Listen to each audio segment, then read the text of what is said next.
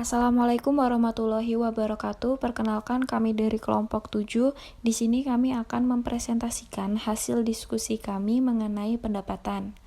Perkenalkan, saya sendiri Deski Learning Room AV dan rekan saya Diana Puji Lestari. Yang pertama di sini saya akan menyampaikan mengenai pendapatan. Apa itu pendapatan? Pendapatan merupakan penghasilan yang timbul dari pelaksanaan aktivitas entitas yang normal dan dikenal dengan sebutan yang berbeda seperti penjualan, penghasilan jasa, bunga, dividen, royalti, dan sewa. Pendapatan juga merupakan hal yang penting karena pendapatan adalah objek atas aktivitas perusahaan. Pendapatan juga memiliki pengertian yang bermacam-macam, tergantung dari sisi mana untuk meninjau pengertian pendapatan tersebut. Jadi ada beberapa sumber yang menjelaskan mengenai definisi dari pendapatan. Para ahli juga mempunyai penafsiran yang berbeda dari pendapat yang sering dikaitkan dengan prosedur akuntansi tertentu. Definisinya sebagai berikut. Yang pertama, pengertian pendapatan menurut SFAC nomor 6. Yang mana pendapatan itu sendiri merupakan arus masuk atau perangkat tambahan lain aset dari suatu entitas atau penyelesaian kewajiban, atau kombinasi dari keduanya. Dari pengiriman tersebut atau produksi, barang, jasa, render, atau kegiatan lainnya merupakan suatu operasi yang sedang berlangsung oleh entitas besar atau pusat. Selanjutnya untuk pengertian dari keuntungan itu sendiri. Nah, untuk keuntungan itu sendiri merupakan kenaikan ekuitas aktiva bersih dari transaksi perifer atau insidental dari suatu entitas dan dari semua transaksi lain dan peristiwa lain dan keadaan yang mempengaruhi entitas tersebut kecuali yang dihasilkan dari pendapatan atau investasi oleh pemilik. Yang kedua, pengertian pendapatan menurut Paton dan Litton tahun 1970 yang mengkarakterisasi pendapatan sebagai berikut. Pendapatan merupakan produk dari perusahaan, diukur dengan jumlah aset baru yang diterima dari pelanggan. Dinyatakan dalam hal ini aset pendapatan dari perusahaan diwakili akhirnya dengan aliran dana dari nasabah atau pelanggan dalam pertukaran untuk produk bisnis, baik komoditi atau jasa. Yang ketiga, pengertian pendapatan dalam Standar Akuntansi Keuangan tahun 2002. Yang mana IAI mengadopsi definisi pendapatan dari IASC yang menempatkan pendapatan sebagai unsur penghasilan atau income. Nah, di sini kan penghasilan atau pendapatan merupakan kenaikan manfaat ekonomi selama periode akuntansi dalam bentuk arus masuk atau perangkat tambahan aset atau penurunan kewajiban yang mengakibatkan kenaikan ekuitas selain yang berkaitan dengan peserta ekuitas.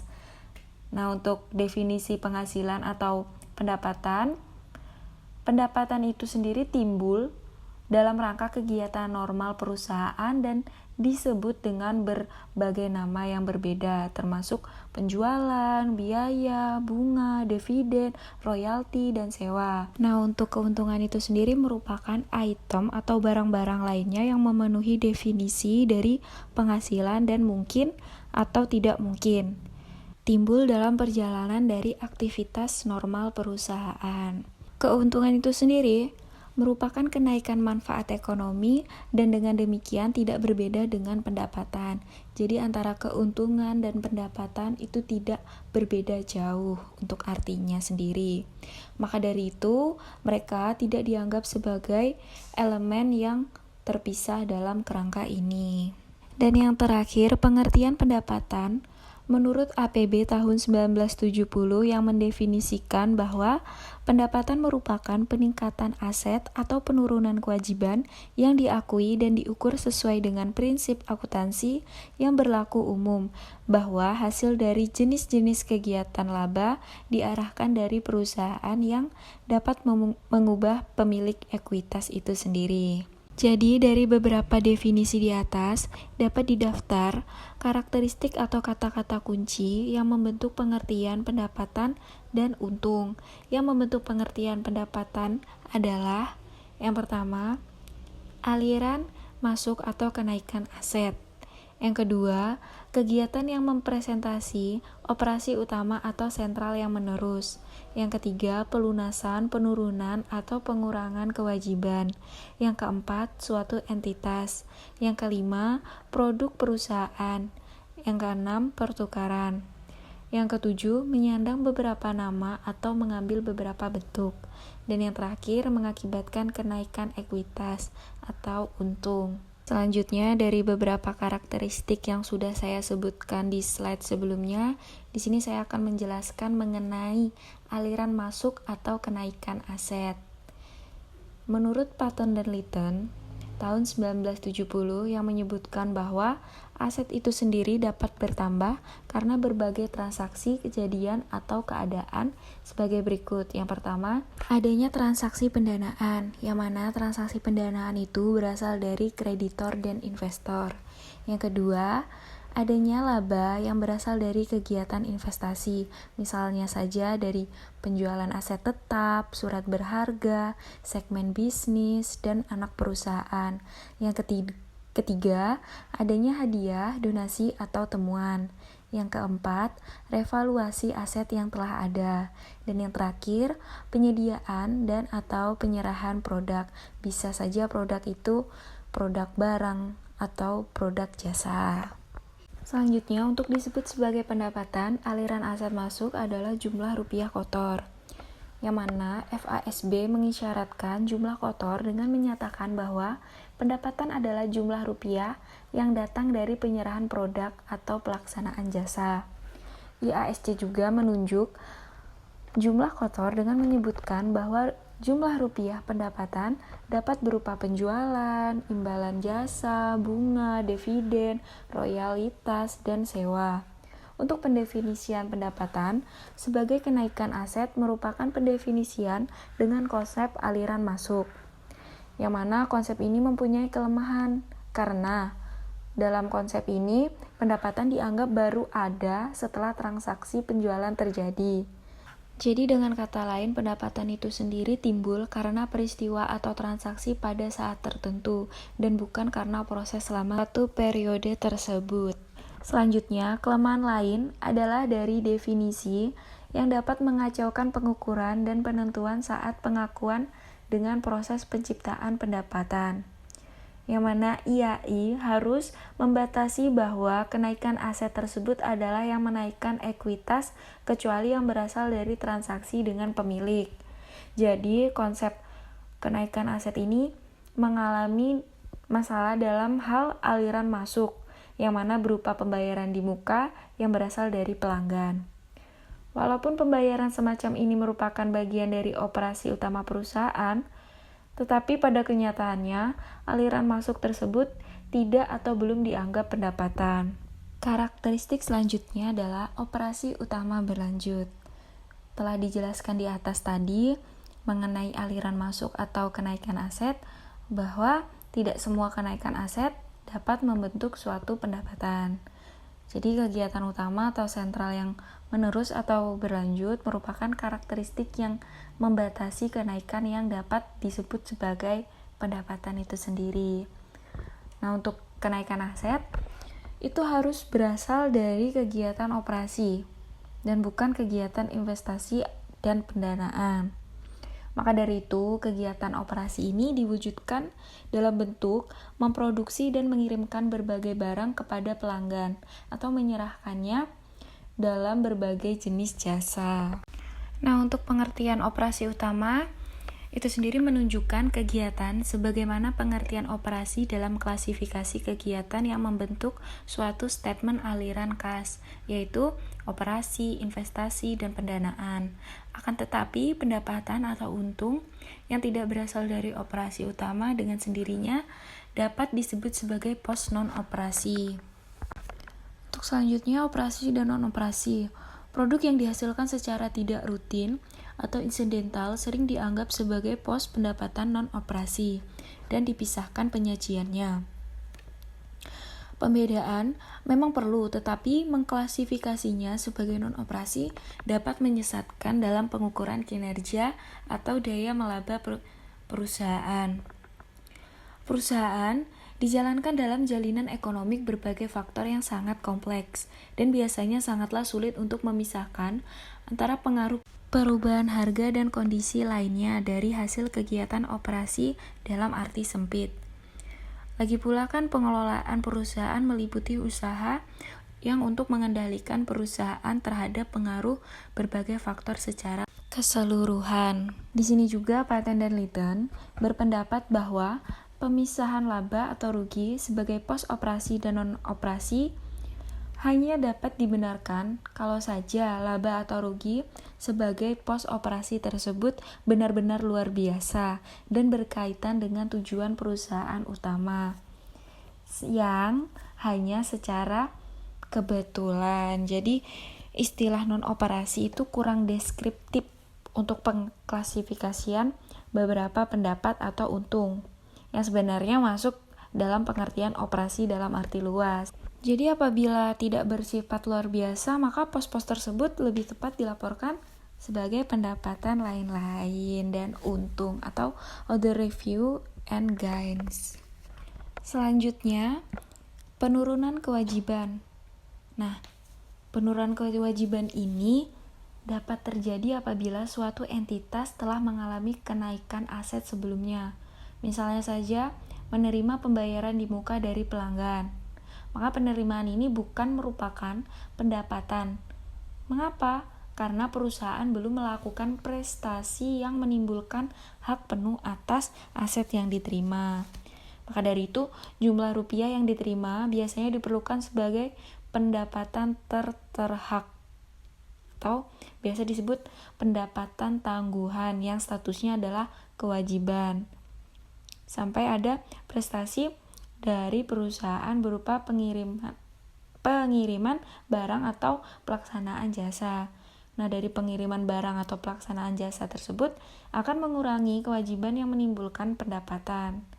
Maka kejadian itu mengubah kewajiban menjadi pendapatan. Karakteristik selanjutnya adalah suatu entitas. Nah, kata entitas ini atau perusahaan dalam definisinya mengisyaratkan bahwa konsep kesatuan usaha itu dianut dalam pendefinisian. Nah, untuk pendapatan itu sendiri didefinisikan sebagai kenaikan aset, bukannya kenaikan ekuitas bersih. Jadi, aset yang masuk itulah yang disebut sebagai pendapatan.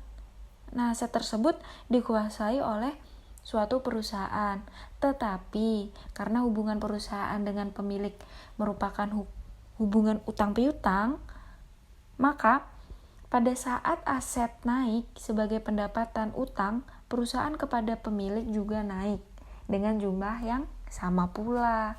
Hal ini yang mengisyaratkan bahwa konsep kesatuan usaha dianut dalam pendefinisian. Karena apa? Karena pendapatan didefinisikan sebagai kenaikan aset, bukan kenaikan suatu ekuitas atau perusahaan tersebut. Karakteristik selanjutnya adalah produk perusahaan. Menurut Patten dan Litton, pendapatan adalah produk perusahaan. Di sini pendapatan didefinisikan secara fisis, jadi bukan moneter. Definisi ini juga netral terhadap saat pengakuan. Aliran aset dari pelanggan ini berfungsi hanya sebagai pengukur, tetapi bukan pendapatan itu sendiri. Seperti produk yang dihasilkan oleh kegiatan usaha pendapatan.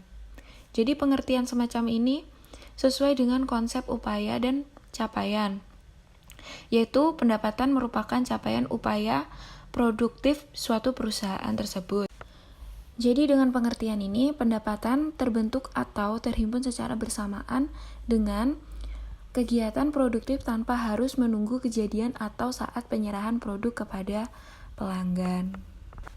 Jadi di dalam produk perusahaan ini ada dua aliran yang berkaitan dengan pendapatan, yaitu aliran fisis dan aliran moneter. Di sini pendapatan merupakan aliran masuk aset atau unit moneter dan hal tersebut berkaitan langsung dengan aliran fisis yang berupa penyerahan produk atau output perusahaan. Jadi di sini untuk aliran fisisnya berupa yang pertama kejadian yang memproduksi dan menjual produk. Yang kedua objek, yaitu produk fisis itu sendiri. Untuk aliran moneternya berupa Yang pertama, kejadian menaiknya nilai aset perusahaan karena produksi atau penjualan produk ke konsumen. Yang kedua, objek. Objek pada aliran moneter ini yaitu jumlah rupiah aset atau produk yang dihasilkan atau yang dijual. Karakteristik selanjutnya adalah pertukaran. Patten dan Lytton juga memasukkan kata pertukaran dalam definisinya karena pendapatan akhirnya harus dinyatakan dalam satuan moneter untuk dicatat dalam sistem pembukuannya. Jadi satuan moneter yang paling objektif dalam pertukaran ini adalah kalau jumlah rupiah tersebut merupakan hasil dari transaksi atau pertukaran antara pihak independen. Dengan menggunakan konsep penghargaan sepakatan, pendapatan dinyatakan dalam jumlah rupiah. Penghargaan dalam transaksi penjualan yang besarnya sama dengan harga jual per satuan, yang dikalikan kuantitas terjual. Jadi pendapatan suatu periode merupakan akumulasi dari pendapatan yang diukur secara objektif. Karakteristik selanjutnya adalah berbagai bentuk dan nama. Jadi di sini pendapatan merupakan konsep yang bersifat generik dan mencakupi semua pos dengan berbagai bentuk dan nama apapun. Pendapatan juga digunakan untuk perusahaan perdagangan. Misalnya disebut dengan penjualan. Untuk perusahaan jasa, pendapatan dapat diberi pewatas untuk menunjukkan kegiatan atau jenis jasa yang diberikan, misalnya pendapatan sewa, pendapatan jasa angkut, pendapatan bunga, dan sebagainya. Karakteristik yang terakhir adalah untung. Jadi banyak argumen yang diajukan mengenai perlu atau tidaknya pendapatan dibedakan dengan untung ini. Jadi VASB membatasi pengertian pendapatan hanya untuk kenaikan aset yang berkaitan dengan operasi utama atau sentral. Sementara itu berbeda dengan IAI dan APB yang tidak membedakan antara untung dan pendapatan. Mereka menggabungkan keduanya dalam konsep penghasilan atau income, seperti pendapatan. Kata-kata kunci yang melekat pada pengertian untung adalah yang pertama, kenaikan ekuitas atau aset bersih. Yang kedua, transaksi peripheral atau incidental. Yang ketiga, selain yang berupa pendapatan atau investasi oleh pemilik. Jadi dari ketiga karakteristik di atas, yang paling membedakan dengan pendapatan adalah karakteristik yang kedua, yaitu sebagai lawan dari operasi utama. Sedangkan karakteristik yang pertama sebenarnya juga karakteristik pendapatan, tetapi dipandang dari sudut pengaruh akhir, yaitu menaikkan ekuitas, karena akibat konsep kesatuan usaha. Tidak ada petunjuk bahwa kenaikan aset yang menyebabkan kenaikan ekuitas tersebut, yang mana merupakan jumlah kotor atau jumlah bersih. Jadi, untung dapat merupakan jumlah kotor atau jumlah bersih. Sedangkan untuk karakteristik yang ketiga, itu merupakan karakteristik pendapatan. Karena untuk disebut pendapatan, kenaikan aset harus bukan berasal dari transaksi dengan pemilik investasi oleh pemilik. Karena secara konseptual dan esensial, karakteristik pendapatan tidak berbeda dengan untung. Karena IAI dan APB tidak memandang untung sebagai elemen tersendiri. APB juga memandang untung semata-mata merupakan klasifikasi pendapatan dalam penyajian statement laba rugi. Dan menurut APB juga pendapatan dapat berasal dari penjualan aset selain produk perusahaan. Sedangkan menurut FASB, untung perlu didefinisi dan dibedakan dengan pendapatan, karena adanya karakteristik sumber yang dapat dibedakan dengan operasi utama. Dua hal yang menyebabkan bahwa transaksi atau kejadian berbeda dengan operasi utama adalah yang bersifat terkendali dan di luar kendali atau antisipasi manajemen. FASB juga merinci lebih lanjut transaksi, kejadian, atau keadaan yang menimbulkan untung menjadi 4 sumber atau karakteristik, yaitu yang pertama adalah perifer atau incidental. Misalnya penjualan investasi dalam surat berharga, penjualan aset tetap, pelunasan utang, obligasi sebelum jatuh tempo. Yang kedua, transfer non-timbal balik dengan pihak lain, misalnya hadiah dan donasi bagi organisasi non-profit dan penerimaan ganti rugi pemenang tuntunan perkara hukum. Yang ketiga, penahanan aset Misalnya, kenaikan harga sekuritas investasi, kenaikan nilai tukar valuta asing, dan kenaikan karena penahanan sediaan. Dan yang terakhir, faktor lingkungan. Misalnya ganti rugi asuransi, musibah yang melebihi kos aset yang rusak.